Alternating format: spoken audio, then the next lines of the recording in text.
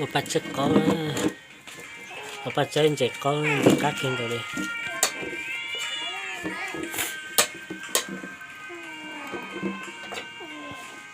cũng đã lâu rồi thế tụi phong gì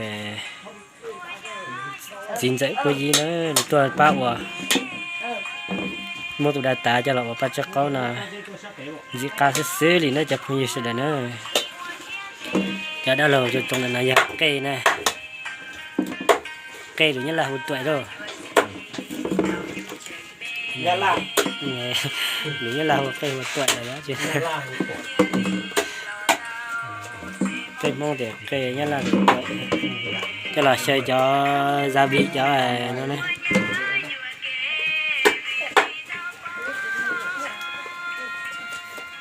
con nói đấy con nói chép này cũng kho thôi nhỉ. kho luôn kho luôn con nói vậy cho là cái opa chắc có được kho này nhiều quá. Những cái ngon vào cái lầu rất nó cho măng chua vào. Măng chua hết đấy.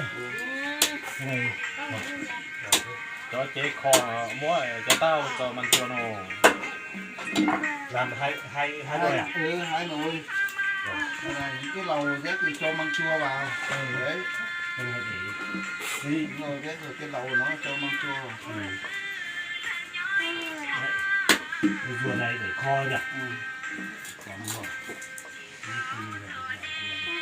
Nó tự long lại ta không không? Anh cho cái đầu thôi.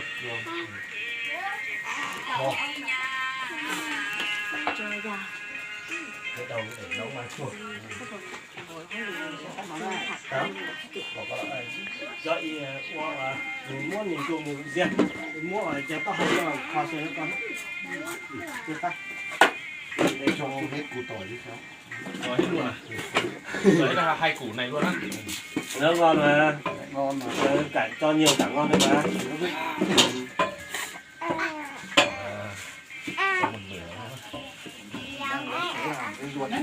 để cô làm đấy để cô làm con mùng tố là con nản con là con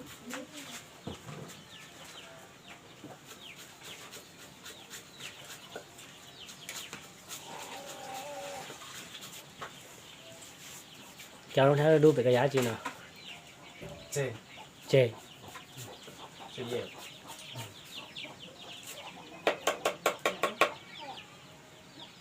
cho nó bắt cho cái cái giá của tầm đầu ra đi Thực ra thì chơi nó ta để giờ tầm đầu. chúng ta xong rồi chúng tết lưu tệ hoặc tầm một quả ra tết lúc đó rồi Chơi rồi.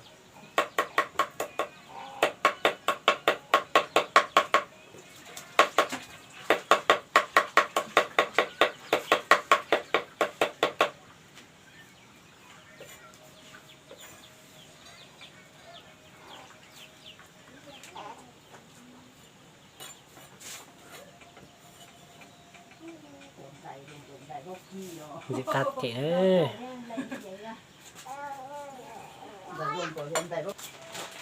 nó không mới luôn đi nó lần tới gì nó chỉ tóm cái à giá luôn ở trong bệnh riêng đây ít từ bệnh riêng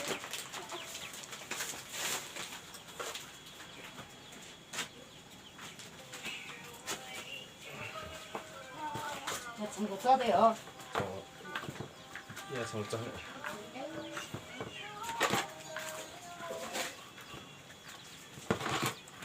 có chủ coi gọi là dây kiên được. Đó là uống sống họ có quay cổ ấy. bỏ cái cho bố họ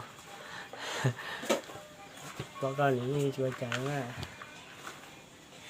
Là chỉ bộ cho gia vị uống sống ấy. em biết cho bỏ không bỏ thế Cá cởi hết số là trận rồi. thôi ra bị cái này Đây là thế thôi ra cái giết cái chỉ các bạn sống á cái liếc đấy. Cái nồi của độc độc cái giá gì nào là thì đầu cá là gì cho rồi. còn gì khi nhặt cá là khi nhặt cá cái giá là sao được cụ cái thế để sao một cụ cái họ bên lúc con bùa cái tiền nào ta bông củi cho có mua ta được nhá เอ้า ช่วยจิงก็ตัว ô chịu chua ไม่ทอดไป แต่ต่อไปปลาลูกก็จะมาจิงนอนมาอยู่จิกันเสียจ้ะ เออ chỉ số mua chịu chua นี่ก็ làm เขียน cái sợ tiền nó tao นี่ได้เขียนนั่นจะจิ้มมัวให้เดี๋ยวนี้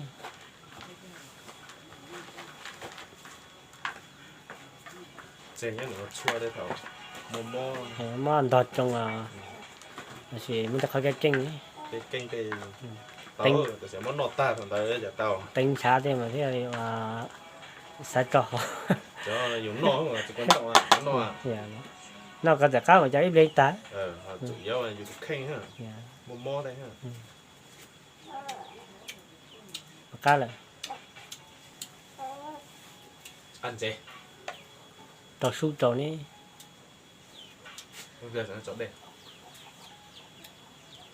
ว่าต่อเตี้ยกันเลยนะจะพูดยังไงกูได้เรา tiền đi nọ chưa โอเคต่อเตี้ยจะป้าจะไม่ได้ป้าจะเขาเจ็ดเขาเลยนะเจไปเปลี่ยนเจ从ดีง่ายไปนอจะรออยู่นอกสตรีมา从ต่อเขาเจนี่ที่ก้าวนะจะพูดยังไงนะดีง่ายเดี๋ยวจะยากกันเนาะ thì ít bây giờ nó thật tươi là chị mà đi vào mất sống kia trâu chị mà chị đi nó xin nó giờ không gì cá kênh cầu đi nữa cá kênh cầu đi nữa giờ không cho gì xin nữa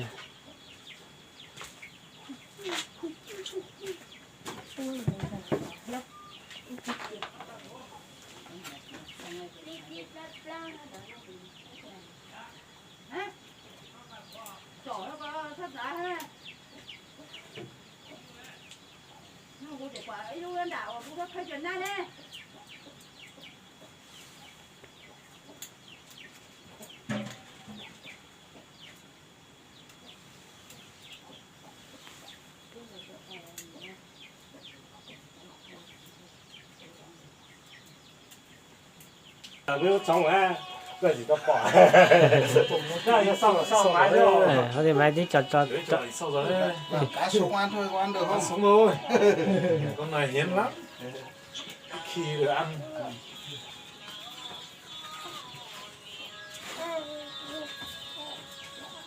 cái lẩu từ đâu mình thấy ở dưới đấy rồi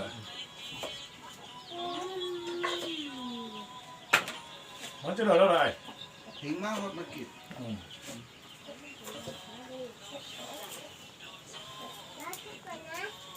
cần đây đi đi gặp nó cùa lắm có việc như vậy dây nó coi không nó hơi thừa hậu mà nó vì thiếu một số do thiết kế rồi việc thiếu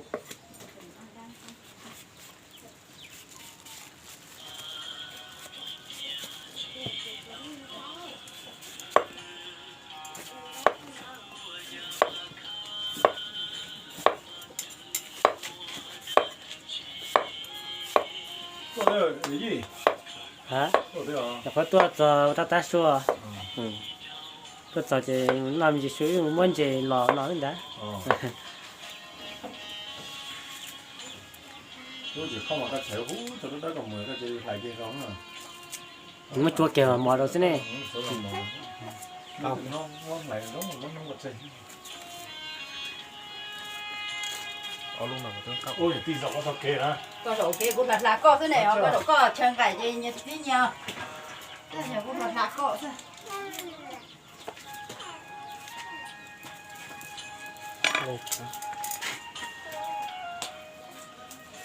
có chỉ mua thế à ở bên họ một cái nằm từ số này có không bây giờ bình đó tầm như giống tự nhiên có thể lấy lò lấy chỉ ứng như 8 triệu là mua không ra để có một cái tên con nữa nó là một cái trả tôi có một cái Hà Nội ấy ta trả tôi là cho phụ nữ này có ấy taอยู่cái tay một cũng muốn với cái được chứ ô có phải vậy này ngọn không là đi mua tí ấy rồi ta sinh nhật đó còn cành nha cành măng này cho nó ngọt măng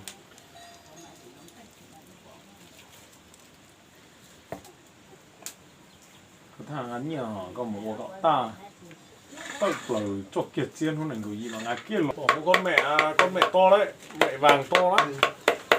bây giờ chỉ là bếp chó để bê thứ thôi Chả không mua. Ốc kỳ của tôi quá. Ốc kỳ tao mình của chữ của tôi. Này này nhiều quá để Nên nhiều cà phê á, tôi nhớ cổ cốc thế à.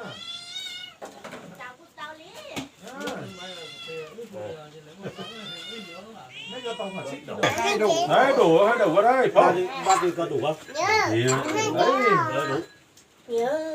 Dốc mấy ngày bác thì chẳng nhau thế nào chẳng xong về tuổi gì mà hạt dốc mấy người. Con nó rửa tay nhá. Nha, chú nhá.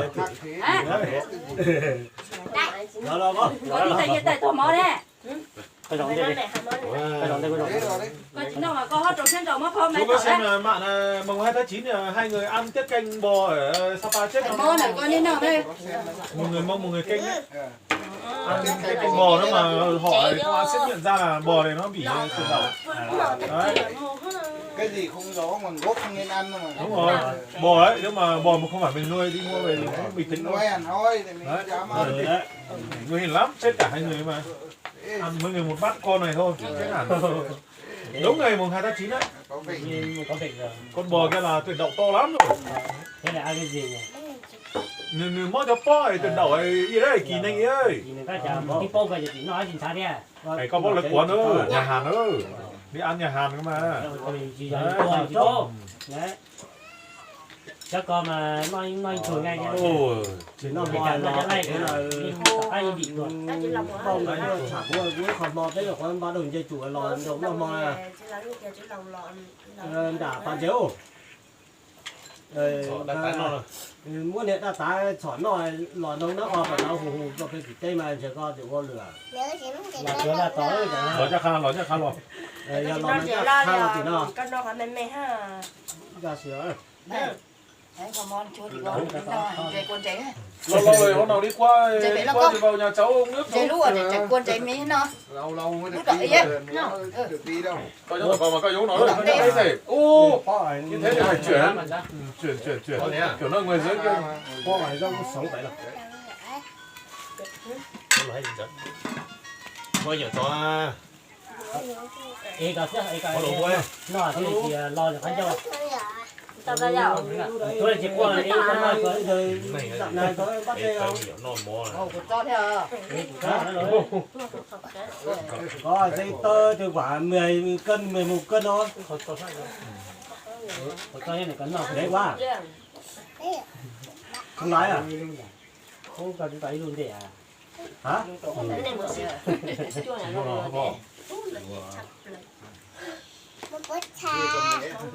Lẩu quá. Thịt ăn đâu. nói có ấy Để mua cũng. nói người khác Non mò cho nhỏ về em rồi. Móc cua, móc chọc cua nhá. Con không nó tiếp tục thả tôi à. Ui, lớp số 3 của nó phải nghỉ thôi nhá.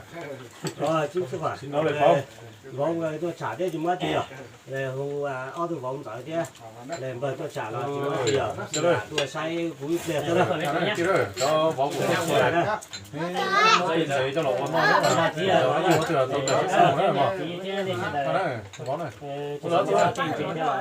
bóc cho Nó nó cái cái nó người nó sẽ sáng đấy. Cái đó, cái đó mà. là tôi không muốn có tí thế này sẽ là cậu tôi chưa tôi tôi là cậu cho tôi làm cái này nó rồi Mua đó này mà. mới thôi nhỉ Đầu tiên cạo một hết nhá. được Đá 10 thế này. Hết sau thì tùy thôi. hay hết chứ hay là anh cậu nói thế thì Có làm mấy hết? Anh chú. hài đi Hay hết nhá. hay bây giờ nó Hai ba hết được. nó